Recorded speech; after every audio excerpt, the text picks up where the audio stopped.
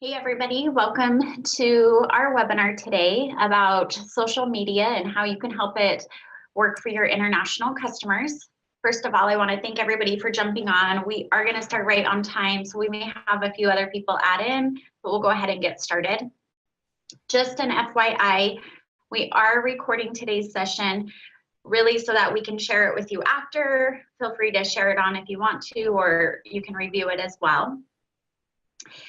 I also am going to keep it short today. I know everybody's busy and I want to make sure that we get the most out of our time today. So it'll be about 30 minutes and we'll kind of go over a few different things. Hopefully you can all see my screen. Please feel free to, as we're going along, there's a Q&A section. So please feel free to ask questions as we're going along. I'm going to try to review those and we'll go over those questions. You can also ask them at the end as well. All the lines are muted though, so you have to use that chat box to be able to message any of those questions over. So we'll go ahead and get started. The plan for today, first of all, my name is Tani Steinke. I'm a sales manager here at Zonos. If you don't know what Zonos is, we are a software company that we help businesses take their products cross-border. We have a lot of different products around duty and tax and making sure that your customer's experience is a world-class buying experience and help them go through that process. On the webinar today, though, I'm really excited because we have one of our customers on the line, which is Lowe. He's from Synergy Reef, and he's going to tell us all about the things that he's doing with his social media and how he can help, how it's helped his business grow with those international customers as well. So I'm really excited to have him on the line. I want to take a couple of minutes to talk about why you should go internationally. If you're on this call, it tells me that either number one, you have a plan to do it, or number two, it's something that you're already doing, but you want to help increase your orders. But I'm going to spend a little time on what that looks like when it comes to the customers who are out there and the growth and the opportunity for it. And then we'll talk with Rick, also with Vanessa's on the line with as well, and they're going to tell us a little bit about their business and how it's worked for them. And then we'll go over some questions from there if you have any that come in. Again, feel free to ask them as we're going along. So when it comes to international, the first thing I usually like to do when I'm doing a presentation is I like to ask in the room for everyone to raise their hand if they've ever heard of Singles Day. Since I can't ask you guys to raise your hand, I'll just go ahead and tell you what it is. So Singles Day is on November 11th. It happens every year. It started out actually as kind of an anti-Valentine's Day, that if you didn't have a loved one, you would celebrate it on this day. Well, Alibaba took advantage of that and they decided that they would make it a large sales day. So it's actually the largest shopping day when it comes to e-commerce in the entire world. To kind of put it in perspective, last year, so November 11th, 2018, there were 30.8 billion sales done within 24 hours. That was up 27% from 2017. They had 180,000 brands participate, but the cool part is even though this kind of started in China, more than 40% of those sales were from international brands. So it's an opportunity that here in the US, we can still continue to grow and build our business when it comes to other countries. For Black Friday and Cyber Monday, those are our biggest days of the year to kind of show you the difference. So on Black Friday, which I included Thanksgiving Day because somehow we have now made it a part of it, unfortunately, with that holiday, but it was up 20% with 9.9 billion. And then on Cyber Monday, they did 7.9 billion. So you can see the opportunity really is from those customers outside of the US. This is kind of showing you a map of the top 10 countries when it comes to international e-commerce. The US our growth year over year here inside the US was 14.6, but cross-border growth is 18.6. And one of the things that's happening is, although for the US, for those companies who are going cross-border, the share of the market that we have when it comes to all international is actually declining. And one of the issues is that a lot of US companies aren't putting a focus on those international customers, which can be really important because 95% of the customers are outside of the US. So if you want to grow your business, this is a great place to be able to do that. And social media is a great opportunity. You know, 20 years ago, we didn't have any way to reach these customers from other countries, and being able to have platforms that are out there and being able to touch these customers, you could do it on a daily basis, is really powerful in helping you to grow your e-commerce business. So we're gonna go ahead and get started with Rick and Vanessa. I wanna just start out by you guys telling us who Synergy Reef is, you know, how your company came about, and a little bit about you guys as well would be amazing. Okay. Can you hear us okay? I just want to make sure you can still hear us. Yep, I can hear you great. So Synergy Reef, we're a niche company. We manufacture filtration systems for aquarium systems, specifically for saltwater aquariums, and in our industry, it's called a reef aquarium. So basically live corals and saltwater fish. So it's a really, really niche market. It's a multi-billion-dollar market, but it's one of those things where if you were not in the hobby or into this thing, you would not even know it existed. So how it started for us was I've been a hobbyist for over 25 years. So I've been, you know, involved with the hobby, and over time, as it's grown, I sort of saw a need for products that weren't available to the average hobbyist, you know, that were needed. So me being a constructive type person that I am, I kind of took it in my own hands to develop some products and put them out in market and see how they did.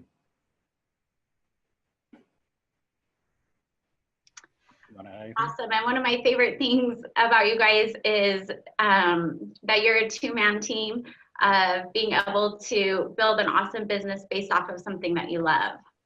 Yep. Great. So when it comes to social media and your international customers, what platforms are you currently using, and why did you choose them?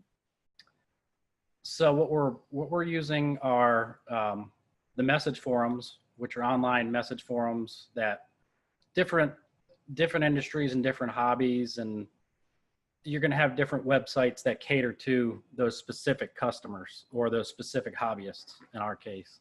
So we use that a lot. Facebook, Instagram, and YouTube would be the main ones that we use. We're focusing more on YouTube and Instagram, especially for international. Facebook is okay for international, but we found that that's more localized just due to rules and regulations with internet in different countries. YouTube seems to be good, and Instagram definitely is one of the top players. I think that's something that hasn't been uncommon for a lot of businesses, is we've seen a lot of social media moving more towards Instagram and YouTube being able to, you know, show videos. Do you guys, when you're using YouTube, are you doing like specific product videos, or what type of videos are you usually doing when it comes to YouTube?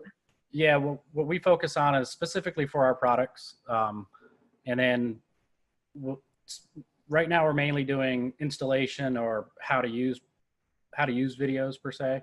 I've been doing a lot more product overviews, so actually showing the customer the actual product and going over it in detail. We used to be just a static-based website, so you could see photos of the actual product, but people are moving more towards, you know, video, and they want to see what encompasses the product more in detail. So that's what we've been focusing on. We are going to start doing more installation and use, you know, on our own system. So we're going to set up test systems and show people actually how the product functions. So what we found is when we started out as a company growing, people that were buying our products knew what the product did, you know, because they were usually somebody that's been into the hobby for multiple years. Now, as we're growing, we're getting into more customers that are new to the hobby. So got to do a little bit more explanation to them to kind of show them what it actually does. Yeah, absolutely. And I know Facebook and Instagram and YouTube are all platforms that we're used to hearing, and I know a lot of companies use them. Something that you mentioned that I think sets you apart is the forums. Can you talk a little bit about how you're using the forums to build that relationship with the customers? Yeah, so the forums, I've been on forums for, like I said, 25 years. That's kind of how I got into the hobby, by finding the forums. The forums are where people get on there and, you know, can communicate with each other and talk about the specific thing that they're into. So whatever industry or business that you're in or trying to get into, I would suggest finding the message forums that are related to that specific industry. Once you get on there, start communicating with the people that are on there. You know, most businesses like ours grow because it was a hobby of ours. So, you know, you could start a business based off a hobby, and there's thousands of businesses out there that get started that way. So you want to get on there and actually communicate with the people that are into that hobby as well, and see what they like and see what, you know, what they're into. And you want to build that relationship with them. And that's probably the easiest way, because they're going to trust you more if you're actually using a product and into the hobby versus a big corporation that's just trying to push something onto you. So and just to clarify for somebody like me who doesn't get on a lot of forums, is it typically customers who are jumping on and asking questions that you're answering? And do you ever have issues with like a language barrier when it comes to the international customers? It's going to be more, I would say, more generalized towards what country you're in, because a lot of them aren't translated. So, but you will have international customers that are on there. It's basically a community. So the community grows and evolves, you know, as it gets bigger. So our forums that we've been part of have grown over the years, you know, that just to the point to where there's literally 2 million people that will sign in on a daily basis, you know, to read these forums. So you know, it's international, it's US, it's all over, but most of them aren't translated. So at least I don't know, you know, from my point of view, they're not. Maybe they are in the other country. I don't know. Yeah. So you know, being a small business owner, I think one of the more difficult things for people is how you actually have time to dedicate in these different forums or Facebook and Instagram. How do you manage your social media, you know, your marketing plan, and are there certain resources that you're using for it as well? I would say, like with anything, you have to manage your time, and you have to find something that fits what you're doing. So for me, I usually try to set time aside at night to, you know, spend some time on the message forums or Facebook or Instagram, whatever you're doing. And you have to schedule that time with yourself and make sure you follow through with it. It's one of the most important things. It's just as important as, you know, building a product or creating a product and selling the product. You still have to have time set aside to actually interact with your customers, you know, and with the people out there. Have there been certain softwares that you've used to help make it? Because I know when you're trying to post like on multiple platforms, if there's one localized area you can go to that kind of helps you, have you guys used any softwares with that? There are a few softwares out there. I would say you would want to look, again, specifically at the industry that you're in and see if there's anything catered towards that industry, just in general speaking. For us, I mean, like I say, the majority of what we use is Facebook, Instagram, YouTube, and the message forums. They're right there. They're stuff that we use every day. You know, people use it personally, and you can use it as a business tool as well. And this right here, the smartphone, you have it in your pocket every day. So instead of just texting, take the time to communicate with your customers as well. It's simple. Absolutely. The phones definitely make our lives easier for the most part. Oh yeah. Yeah. And I see so many people with a business that don't realize how big of a tool that is. It's, it's a huge part of your business and communicating with your customers. Yeah, and being able to respond to them quickly, I think really helps. Sometimes with international, they're different time zones, of course, than we are. So that gives you a good opportunity to do that and for them to know, that you're a real person and that they can go to for. Yeah, exactly. And that's the key, like I said. So you might think that you're going to be working 8 to 5 and communicating with people, but when it comes to international customers, they're contacting you 11, 12 o'clock at night sometimes. So even just an answer to them, say, hey, I'll research your question, I'll get back to you. Here's our website. I am here and I'm going to try to help you with it. Like you said, let them know that there is a real person there. Usually helps that connection. So one of the things that I think that you guys do really well is kind of show them that you're a real person, right? Engaging with your followers. How have you used that to be successful with international customers? Again, it's the whole thing with communicating with them, responding to them in a timely manner. Don't make them wait 2 or 3 days and respond to them. Respond if you can. If you're up at night, it takes 30 seconds to send them a message and respond to them. If you don't want to engage with them right then, let them know, we're currently closed, but I will contact you, during our normal business hours. But at least send them a communication, because being an international customer, you have to build a trust between the customer and the company, because they're on another continent a lot of times. So if they don't have that trust in your business, they're never going to purchase from you. So establishing the trust up front is a big part of the communication and the business relationship between you and your customer. So for businesses who are just getting started, or maybe they have started but they're not seeing results, what advice would you give them when it comes to your social media and those international customers? The first thing is you have to really narrow down the focus on who your customer is. So if you don't know who your customer is, then there's no way that you can target that customer. So number one is really narrow down who your customer is. I don't advise going out and just broad marketing, like on Facebook, for example, and just submitting an ad to, people that are 18 years old to 65 years old and all over the world. You're never going to get any hits that way. What I like to do is find who our customer is and a specific product that we're trying to target to that customer, find that age group, and really use the tools that Facebook has. Now that it's integrated with Instagram, actually makes it really cool, because you can use those tools cross-platform. But narrow the focus down of who you're targeting, and at that point, your return on investment for any sort of sponsored ad is going to be, twofold, because you're actually targeting the customer that's going to buy your product and not just a broad range. So do you do things country specific? Like if you saw, that you are doing a lot more orders to Canada, maybe, do something specific for Canada or Australia, or depending on what it is. Yeah, definitely you have to. And again, each country is going to be a little different on, who you're targeting. So that's the nice thing. Again, like Facebook allows you to really narrow it down to, the age groups, the different tags that you can tag the different product in.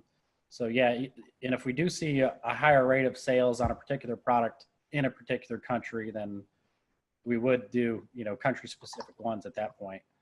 So again, it goes back to knowing who your customer is. Like I said, if you don't know who your customer is, you're not going to know how to target them.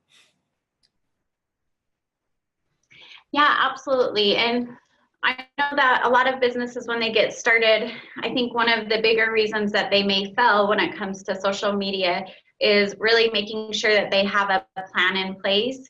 Instead of just going out there to post, a photo to say that you've posted, I think it's really important that you have an idea of what you're going to do. You've planned it out and you're doing posts that make you look real and provide information that, is going to be specific and helpful to them as well. Do you feel like, is there any tips that you have of ways that they can set up a plan beyond, once you've decided your customer, how you go about that? Is it video versus photos, or how often do you guys use differences when it comes to the social media? It's going to depend on what your product is or what your target market is. Again, like I said, be very specific about getting likes for Facebook, for example, and Instagram. Be very specific about who likes your page. Don't just start inviting all your friends that you know locally. I mean, it's fine to do that, but at the same time, if they're not into what you're selling, you don't need those likes on your page. So we almost have 10,000 likes on our Synergy Reef Facebook page. Those 10,000 people are legitimately into our products. So when you do post things, you're going to get a more organic following and a more organic feedback. So when you look at your statistics, they're going to be real statistics. Don't just post something to get 1,000 likes, because who cares if people like it? What you want is you want to get conversion. So in order to get conversion, you have to be very specific about who is seeing your products as you're posting them. I think that is a really great point, because sometimes when we're out there trying to get, people to like our page or follow us, you sometimes look at that and see, oh, this person has a lot of followers, but the important part is whether they've actually converted them into customers, which in my point is going to be one of the hardest things to do. Yep. Do you have any examples of, or like any stories of, somebody contacted you or how you converted them, and maybe on the forum as well? Do you have any that you could think of? No. I mean, there are some examples we could use. In general, I would say we get customers that will contact us that have been burned by another company, for example. They're going to, once they do find us, like I said, seeing how our customers are true, or our followers are true followers, and our interaction with our customers on there, they gain that respect for our business. So especially international, like I said, not being able to, if you send somebody money for a product, you obviously want that product. So if somebody's been burned internationally by a company, they're not going to trust, it's going to be hard for them to trust a new company.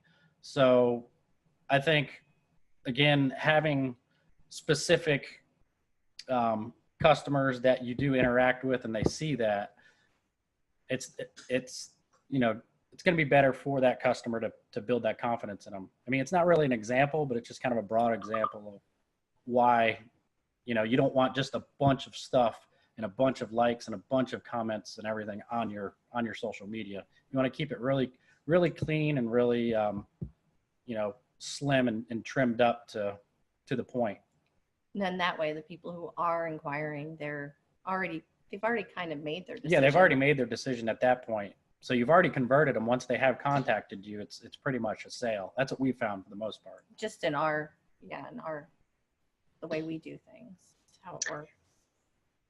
Well, I think something that you guys do well, and this is just from our conversations together, is you don't look at a customer as like, how am I going to get a sale from this? You look at a customer as you want to be able to help them, which in turn makes them want to work with you guys. So in the social media that I've seen from your company, I feel like that's what you guys do really well, is by showing them that you actually care about them instead of, we're just trying to get a sell off of them.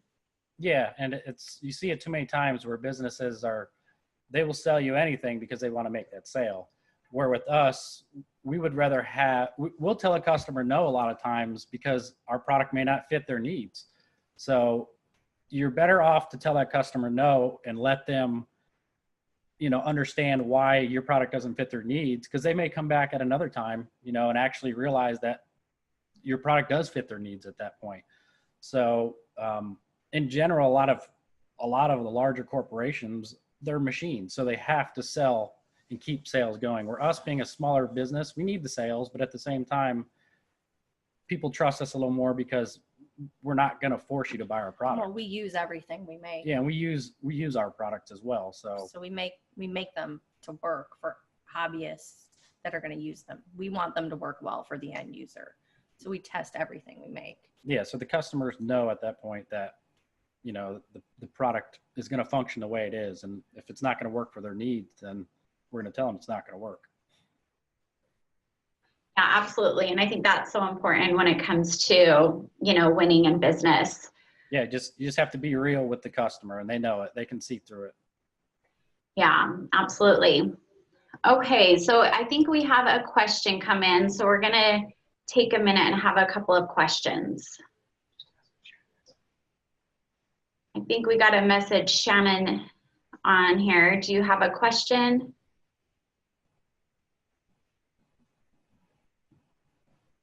No. Okay, I think we had a message, but that's okay. All right, let's check our Q&A. So one of the questions that comes on is, when you're setting your budget, have you spent money on each of the platforms, or is there one that you found when you have done a paid ad that it's been more successful? I would say I'm really analytical. So I like to look at statistics and analytics. So for me, I look at the analytics and see where, you know, where our dollars are spent the best. So for me, it's an analytical approach. So my suggestion is to use the tools that are provided and understand the tools. That's the main thing, is to understand the feedback, because Facebook will give you feedback. Instagram's going to give you the insights and the feedback. So for planning a budget for that, you have to use those tools. So in the beginning, you're going to have to kind of broad range it and use all of them and see which ones you are getting the best response on. And I think you have to be willing to adjust as well, because as we've seen with social media, you know, there's different times when different platforms are more popular, and it kind of goes back and forth. And I know that's country specific as well, as, you know, today maybe Instagram is where you go. I know Snapchat's coming up, and so it's just always staying aware of the different options that are out there and making sure you're staying on top of how your customers are using those types of social media platforms. Yeah, and that's the truth. And the other thing is too, is get with the teenagers too, because a lot of times they are on the up and up of what's coming up. So especially, you know, if your industry is, you know, teenager specific or young adults, it's definitely, they know what's happening. That is so true. And it doesn't even have to be a teenager. My 5-year-old niece taught me something about Snapchat a couple days ago. So Exactly. That's definitely true. All right. Let's see. I think we're out of questions. Oh, wait, we just had one posted. Hold on. So this is a specific question for you guys being a Zonos customer. Can you give us just a quick overview of how Zonos has helped with your business when it comes to international? That would be Vanessa. That's my department. Well, I handle all the sales inquiries. So for me, when I was going back and forth with customers through email, it would be 6 back and forth, maybe 7. Then I'd have to do shipping rates. And with Zonos, what it's enabled me to do is streamline that whole entire transaction to the point that it's like I'm dealing with a domestic customer. So that they do all the work on the site. They're able to calculate their landed costs. Then they make the decision if they want to follow through with the sale. It comes through and I print a label just like any other domestic sale. Yeah, it's that simple. Yeah. I just have to enter a couple codes, but I mean, it's really nothing. Yes, it's freed her up from having to literally spend 2 or 3 hours a day communicating with international customers. And at that point, you lose international customers without Zonos, because the capability to not get a real-time quote for shipping is detrimental, because people, you know how it is, they want instant gratification most of the time. So having that ability to get a shipping quote instantly for them, especially if it's in the middle of the night, like I said, because you're not going to be there to answer it if you're sleeping. Absolutely, and we love you guys, so thank you so much for that. One more question just came in. It's, what would you consider a healthy marketing budget if you are just getting started pertaining to social media platforms? It's a tough question. Yeah. I mean, it's really going to be, I mean, some companies are started like us. We started with zero budget, and it was really, like I said, getting on the message forums and communicating with people that way and getting your product out there and known. It's not always, I tell people, it's not always just throwing money at marketing that sells your product.